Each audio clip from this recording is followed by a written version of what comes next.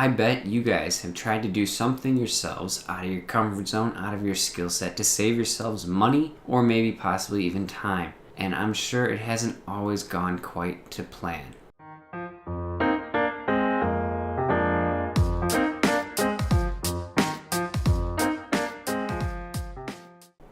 Welcome back, my fellow Jacklegs.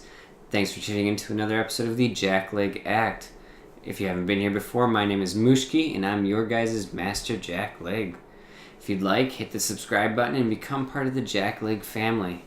As I was saying, day didn't go quite as I had hoped. So, a couple days ago, little backstory, my brother-in-law calls me. He's like, hey man, I think I need an alternator in my car. Okay, what's wrong with it? Well, it's like puttering out anytime I slow down or I stop. And the car idles and then it dies. I was like, okay, and you think the alternator? He's like, yeah, I talked to a couple mechanics and they said that's what it sounded like. And I got some quotes for like $300-$400 and I really don't have that money on me. I was wondering if that would be something that you and I could do. Yeah, sure. I mean, it probably won't be easy. It's going to take a little bit of work, but, we can get that done. It starts off with the alternator on this Mercury Sable is on the bottom of the engine behind the passenger wheel. Between the engine and the frame of like 1.5 inches, 2 inches of clearance.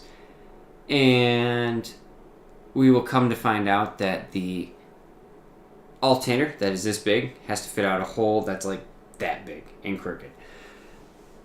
So my brother said he looked up a couple YouTube videos throughout the days leading up to this, and he said the one guy took off the flywheel off the crankshaft, another guy took off the CV joint off the wheel hub.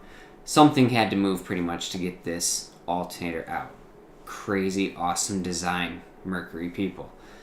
So after an hour, let's say, of fighting with the bolts to get the wrenches in there, because I'm not a mechanic, I have some tools and I've done little things, and they're bashing your knuckles 1,000 times, because you get into spaces that you can only get like 3 little cranks on your socket or the ratchet, and it was ugly. Get it to drop down. Well, now here I am fighting to get this, like I said, big alternator out of this hole. Fighting. Spinning, flipping, turning, like prying. It's just tight. So we go, I'm like, I think we have to take off this flywheel. You need to use like an impact tool that has the quick, sharp, like they do at NASCAR. And so I put that on there, and this nut won't break.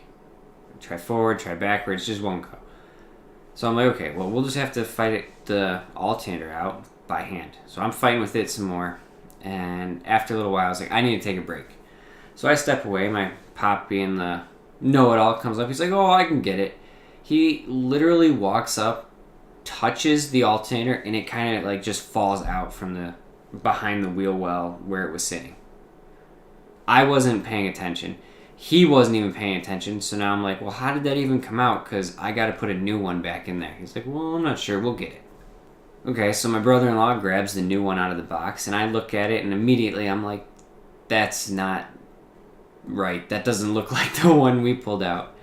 And so now here it is, Sunday night, almost 6 o'clock, and auto parts stores are either closed or like closing at 6. Well, he finds one that's open till like 7 or 8, but it's like 20 minutes away. So now he makes his 20-minute drive there, 20-minute drive back to get the right part. And like I said, we didn't know how it went back in, so it took another half hour to put this thing back in this tiny hole where you had to put it in upside down, backwards, get it up into the like spot, and then kind of rotate and twist. It was ugly. Okay, my father tried to get it in, my brother-in-law tried, and it took us all like I said, about 30 minutes. Get it in, get all the nuts on, get the clips back on, get the electrical clamps and connections back together. Like, okay, thank God we're finally done. Tell my brother-in-law, well, why don't you go start it up? Let's give it a try. Car starts up, sounds good for about 10 seconds. Then all of a sudden it idles down again, and then and dies out, which apparently was the same thing that it was doing. Oh, okay, so I'm glad we just went through 3.5 hours of work for absolutely no reason. Started up again. We're looking under the hood and listening and stuff, and there's this really loud air noise, like kind of like a vacuum blowing, sucking, air moving noise. I guess it's really terrible description, but that's what it sounded like. So I'm kind of tinkering around behind all the hoses and all the connections and everything, and my hand hit something to where the noise changed. So my brother-in-law was like, "Oh, it's somewhere back there." And where I'm standing, I couldn't see what exactly it was, but he's like, "Oh, I think this got it." So he did something back where my hand was, and he starts it up again, and the car runs fine. So we take a look at it, and it was just a vacuum hose that was falling off of the port on the engine. So it literally took a $1.25 hose clamp to fix the problem, and it took us 5 minutes to put that all back together for him. Not the alternator, just a 5-minute hose clamp. Like, but now his Mercury Sable has a brand new alternator, so he shouldn't have to worry about that. Anyways, guys, I had something else planned for today, but after dealing with something like that, I just thought maybe you guys would enjoy the story. Anyways, give the video a like, subscribe to the channel, become a Jackleg yourself, embrace it, laugh at it. It's just fun. Anyways, guys, until next time. Oh, leave me a comment down below. Let me know about something that just whooped your guys' butt or didn't go as planned like you thought. And until next time, Mushki out.